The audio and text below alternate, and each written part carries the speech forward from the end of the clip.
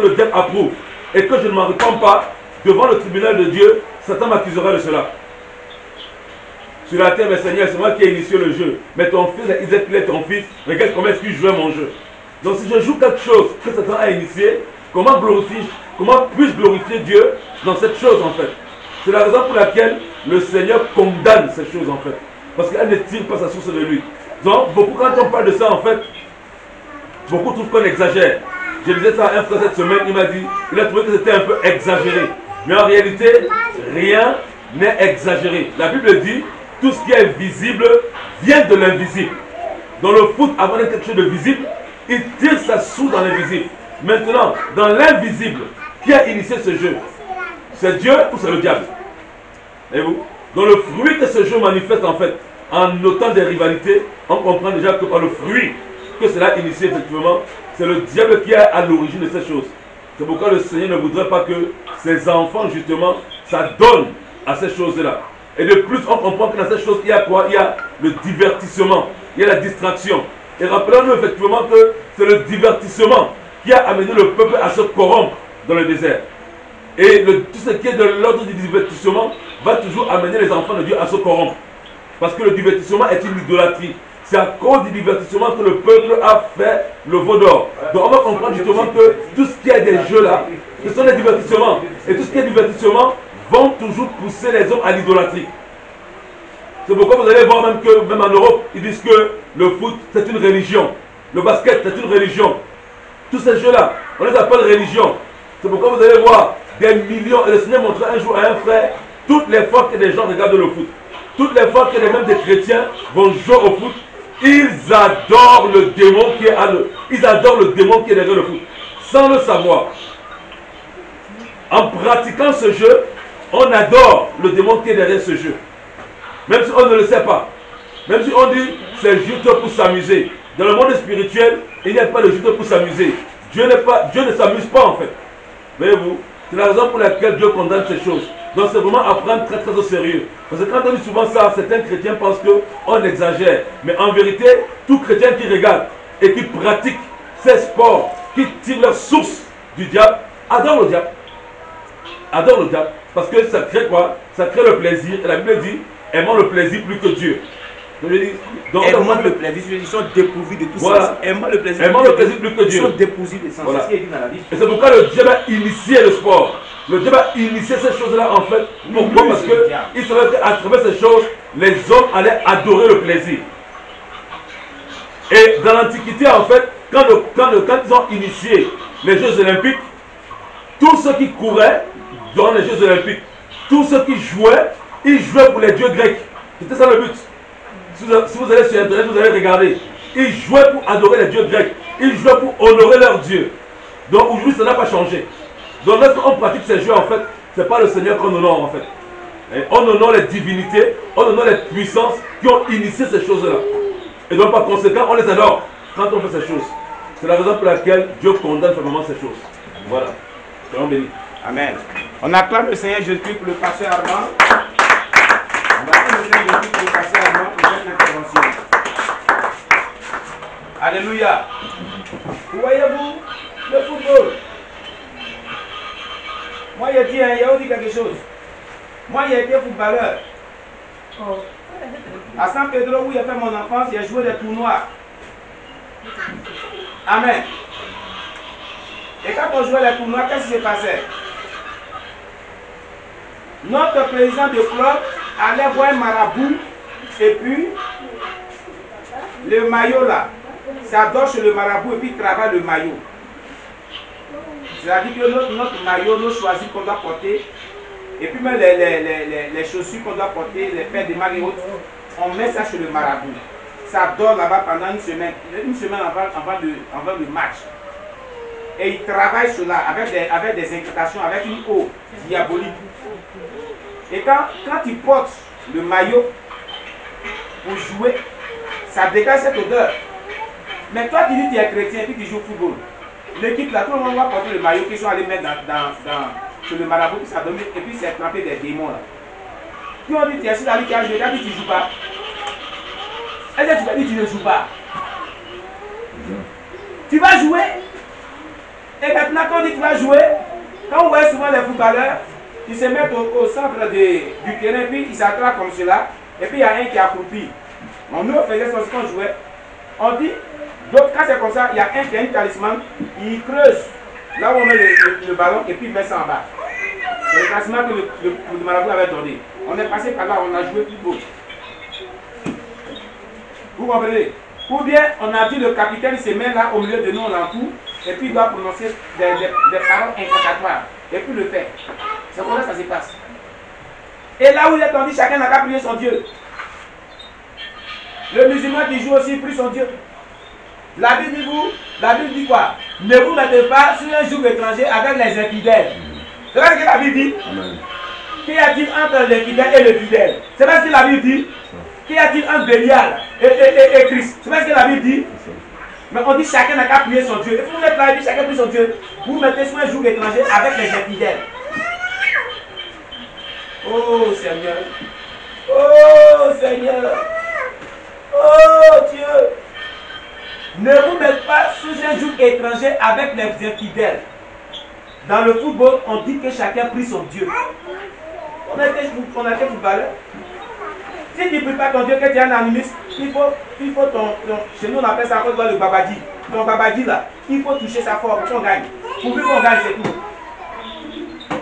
Pourvu qu'on gagne. Là où tu vas rentrer, tu vas gagner, il faut rentrer aussi là-bas. Si tu n'as pas un Dieu. Si tu vas rentrer dans la forêt sacrée, tes parents rentrent là-bas, et puis dors là-bas, et puis tu ressors.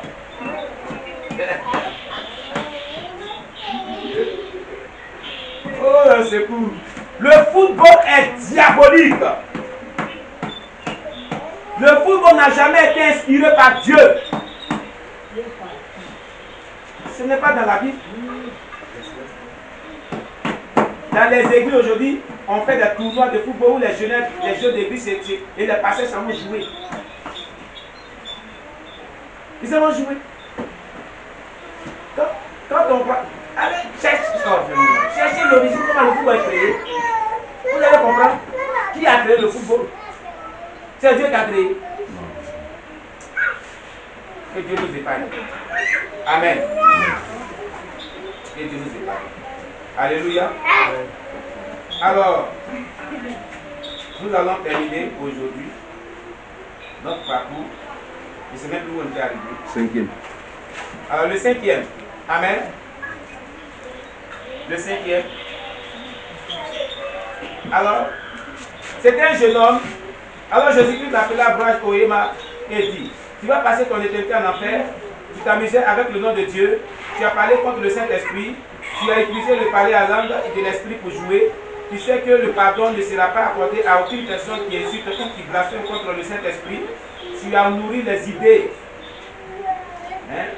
sexuelles dans tes pensées, donc on appelle ça les pensées impures, et tu aimes suivre les programmes des chaînes de télévision, spécialement les matchs de football et les films, au lieu d'étudier la Bible et de prier. Les films montés. Amen. Gloire pour suivre Jésus-Christ. Tu prenais l'argent de tes parents et quand ils te demandaient, tu niais l'avoir pris. Ils volaient ses parents. Et puis il dit, c'est pas lui. Du coup, tu mentais à tes parents. Tu as fait ces choses à plusieurs reprises. Et tu appelais cela être intelligent. À chaque fois que tu venais à ton église, tu t'asseyais sur le banc de derrière. Tu refusais de t'engager dans une de ces sections de l'église, dans un département quelconque pour servir Dieu. Et toutes les fois que tes parents t'appellent pour te redresser, tu ne les écoutais pas, mais plutôt tu t'énervais. Tu as refusé de recevoir les instructions de tes parents. Laisse-moi te montrer ton dossier de travail pour moi.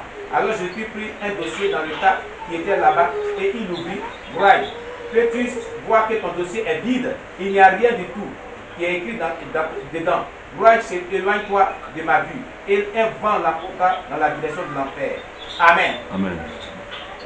Bien aimé, on va s'arrêter sur Bright Ohema. Le dimanche prochain, on va continuer sur les dossiers vides. Amen. Le dimanche prochain, on va commencer à partir de la 6e personne, à la page 13. Amen, amen. Que Dieu vous bénisse. Amen. Voilà donc ce que Dieu a prévu qu'on partage ensemble aujourd'hui sur les dossiers vides. Bien-aimé, qu'est-ce qui t'a touché? Qu'est-ce que tu as compris? Qu'est-ce que tu as retenu au travers de tout ce qu'on vient de partager ensemble? Sur quoi Dieu a attiré ton attention? Oui. Qu'est-ce que tu as touché? Qu'est-ce qui t'a touché quand tu as écouté tout ce qu'on a dit là? Qu'est-ce que tu as compris?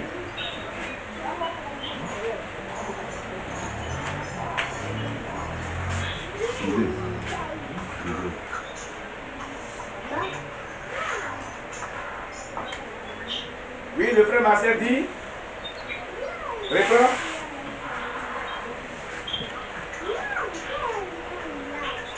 Ah, d'accord. Tout ce qui a été dit tourne autour de l'œuvre de Dieu. Oui. Oui, c'est le travail pour l'œuvre de Dieu. Voilà, tout tourne autour de ce qu'on fait pour l'œuvre de Dieu. Voilà. En général, c'est ce qu'il a vu. Il a vu qu'en général, le frère Marcel dit en général, il voit que tout tourne autour de l'œuvre de Dieu. Comment on fait l'œuvre de Dieu? Et oui, maman pasteur. Maman, viens ici parce que les gens dans la caméra ne te voient pas. Celui qui veut parler, il va venir un peu ici pour moi. Voilà. Oui, maman. Moi, j'ai compris par rapport au caractère. Il a dit au frère là que ton caractère là ne dépasse pas pour faire le païen. Voilà, celui qui est païen. Donc, dans la Bible, il a dit que si vos justices là ne dépassent pas, celle des scribes et des pharisiens là, vraiment, c'est pas bon.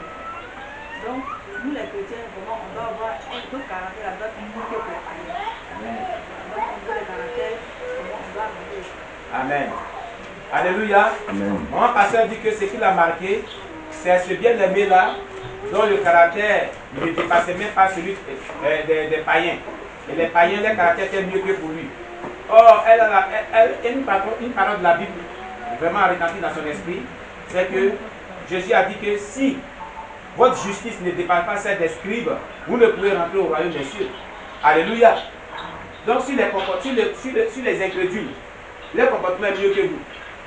C'est grave. Amen. Alors, qui d'autre? Johanna, qu'est-ce que tu as retenu? Qu'est-ce qui t'a touché?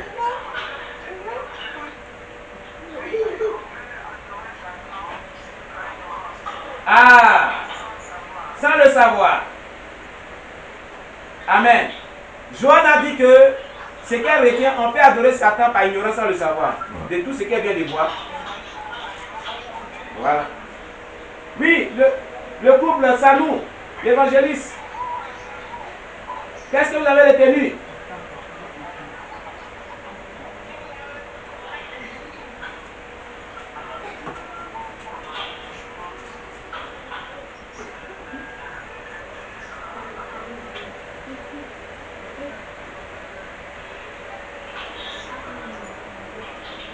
Il y a un problème de connexion.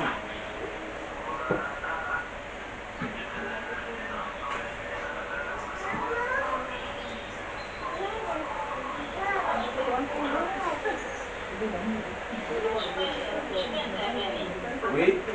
Ok, Dieu vous bénisse. On attend difficilement. Ok. La sœur Lydie.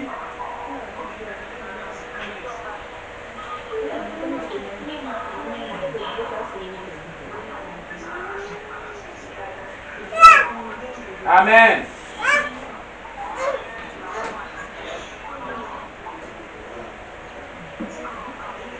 Amen. Amen. Amen.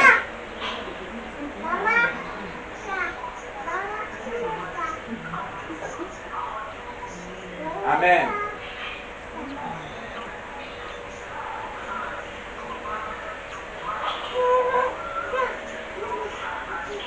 Amen. Amen. Amen.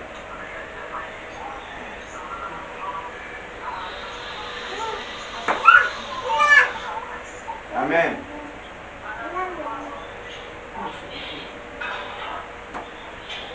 Sois béni.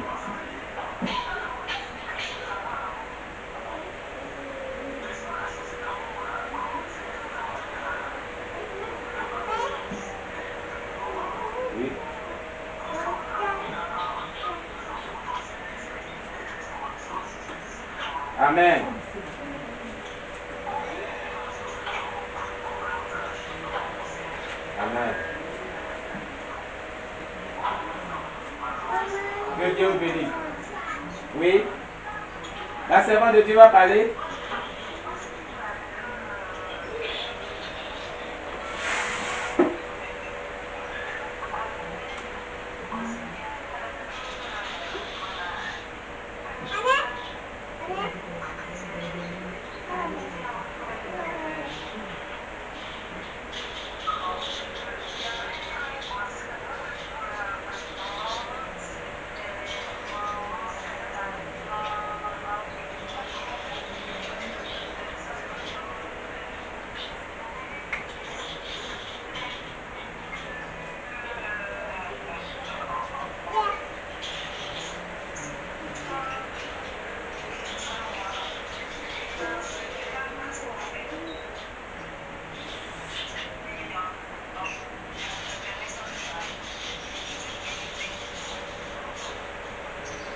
Amen. D'accord. On t'attend difficilement. Hein? Là-bas, il y a un problème de réseau, là où vous êtes là. Il y a un problème de réseau, donc nous d'autres ici, on attend difficilement. D'accord. Ok, Dieu nous bénisse. La sœur Lydie, depuis le Maroc, veut dire quelque chose. Sœur Lydie. Voilà. Voilà la sœur Lydie.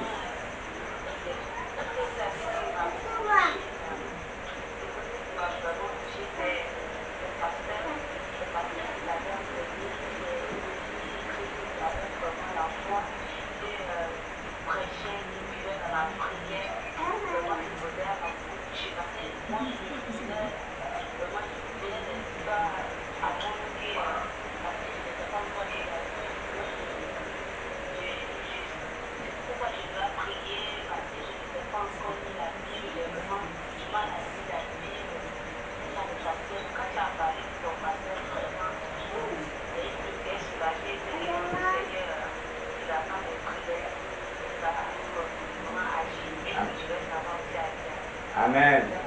Amen. Que Dieu soit loué. Alléluia. Voilà. Oui, ici qui... Oui, la sœur Makeda, qu'est-ce que tu retiens?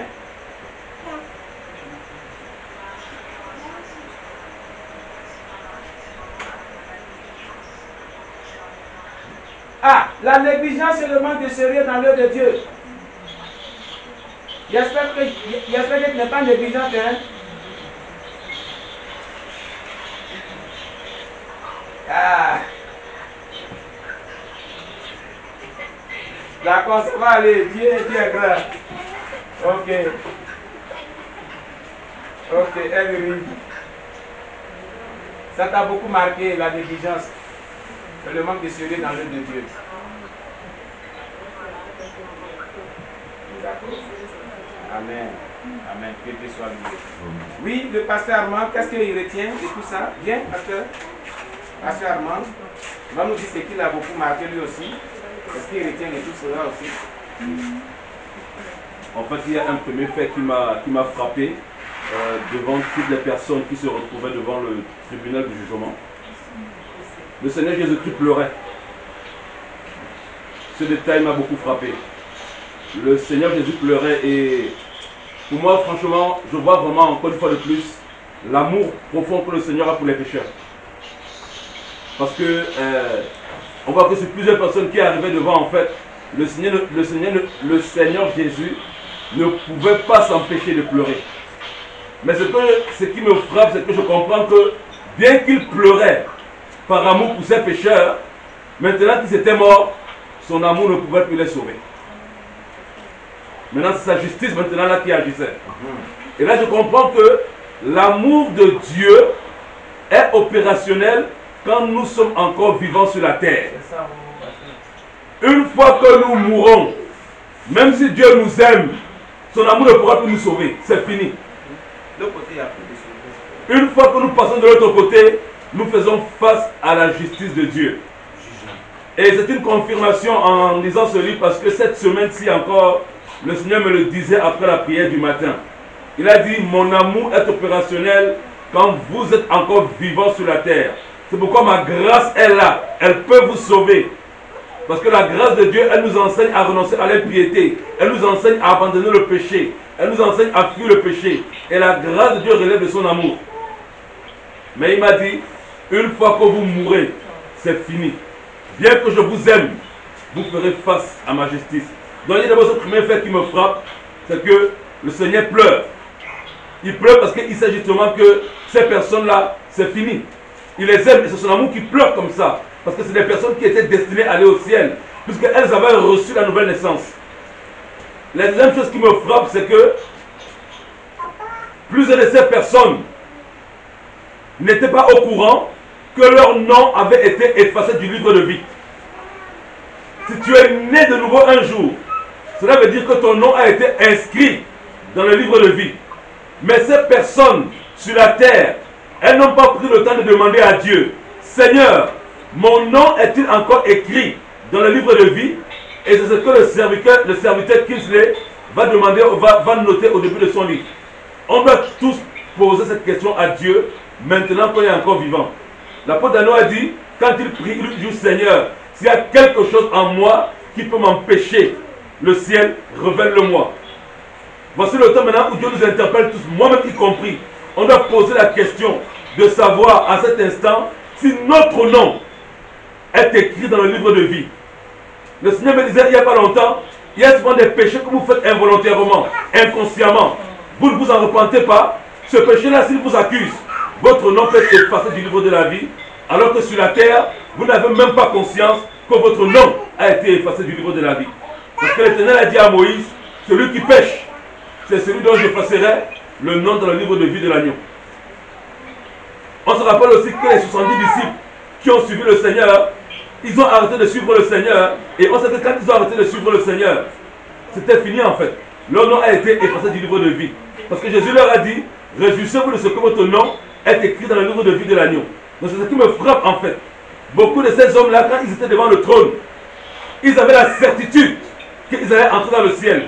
Pourtant sur la terre, leur nom avait déjà été effacé du livre de la vie. Mais ils n'ont pas eu la vigilance d'esprit, la présence d'esprit de demander à Dieu, durant leur parcours terrestre, Seigneur, où en suis-je? Où en est mon nom dans le livre de vie de l'agneau?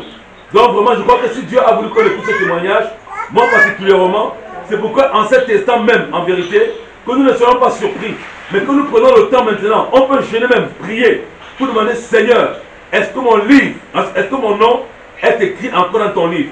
Et si Dieu te révèle que ton nom n'y est pas, Seigneur, pourquoi mon nom n'y est pas? Parce que Dieu veut que nous soyons sauvés. Voyez-vous? Donc ce sont les deux aspects qui m'ont frappé en fait. Que ces personnes avaient une fausse assurance. Elles avaient une fausse assurance. Et elles sont mortes avec une fausse assurance d'aller au ciel.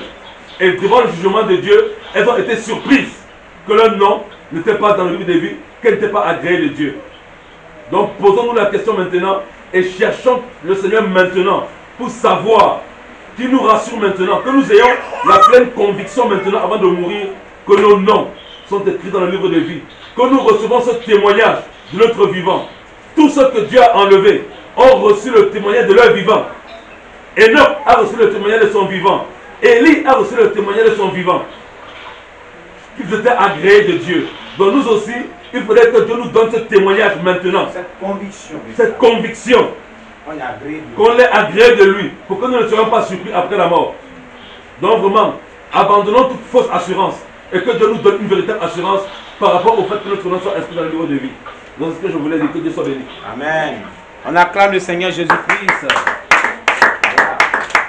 On acclame le Seigneur Jésus-Christ pour le pasteur. Voilà. Alors bien aimé, que Dieu vous bénisse. Voilà. Je crois que nous allons terminer notre cours de ce matin. Alléluia. Voilà. Pour ceux qui sont là, qui peuvent faire les offrandes, ils peuvent faire les offrandes. Ceux qui sont là, qui peuvent faire les dîmes. Alléluia. Voilà, les bien-aimés sont venus participer avec nous. Je vais faire un zoom un peu, vous allez les voir. Voilà, voilà Aka Bénédicte. Voilà Aka Bénédicte qui est là. Voilà votre chante Ézéchiel qui est là. Voilà le pasteur qui est là. Voilà aussi maman pasteur et notre maman qui est venue aujourd'hui à longtemps. Elle est venue, c'est la couche il y a pas longtemps. Voilà la sœur Anne qui est là. Voilà le joli bébé comme je l'ai fait. Voilà. joli bébé, vous voyez, joli bébé. Voilà. Ok. Voilà. Donc voici un peu le frère Soleil qui est là. Et il y a la sœur Zélie. La sœur Zélie-Ma qui est là. Hein. Voilà. Voilà la sœur Zélie-Ma. Voilà, ça les gens aussi. Voilà. Voilà. Ok. Donc voilà Emmanuel. Monsieur Salomon. Je vous salue. Voilà. Voilà. Voilà. Voilà. Ok. Alors, soyez bénis au nom de Jésus. Alors, nous allons vraiment passer aux annonces nos annonces de notre programme. Je répète, demain lundi à partir de 18h30, nous avons une intercession. Nous allons... Oui, mais ma batterie est déchargée. Ma batterie est déchargée. Après, c'est pour ici à 10%. Ok. Donc, voilà pour la prochaine. Amen. Donc voilà, c'est pour dire que donc, demain lundi, 18h30, 20h30, intercession. Mardi, mercredi, nous avons notre cours biblique de GVN, notre formation biblique de GVN. Leçon 3. Voilà, il faut pendant que vous imprimez cela. On travaille le bic bleu, bic vert, bic rouge. 18h30. Leçon 3. Imprimez cela, puis soyez prêts. Maintenant, c'est à partir de mardi et mercredi. Jeudi, nous étudions le livre de Jean. On a commencé la première péricope le jeudi passé. Ce jeudi, on va continuer la deuxième péricope. Vendredi, intercession 18h30, 20h30. Samedi, pour ceux qui ne sont pas à jour, je les mets à jour. GBN. Alléluia. Voilà, leçon 1, leçon 2, qui ne sont pas à jour, les leçons 1, leçon 2, je les mets à jour. Et dimanche, à partir de 8h30 jusqu'à pareille heure, nous avons notre culte et nous terminons à 7h. Alors nous allons dire merci à Dieu, nous allons prier ensemble et confier la semaine à Dieu. Prions le Seigneur notre Dieu. Seigneur, merci, nous te rendons toute la gloire. Nous te disons merci, notre Dieu, pour la grâce que tu nous fais. L'après-midi que nous nous retrouvons en ces jours et que nous partageons ta parole ensemble. Nous nous confions à toi, nous te recommandons cette semaine. Nous prions que Dieu t'emmène les grâces nos vies et que tu bénisses chaque personne. Que ta grâce surabonde la vie de chaque personne. Accompagne chaque personne. Laisse la vie de chaque personne. Permets que nous puissions nous retrouver. Garde-nous. Pour nous bien-aimés frères et sœurs, qui n'ont pas participé à ce programme, que ta main de grâce soit sur nous. Au nom de Jésus-Christ. Amen. Amen.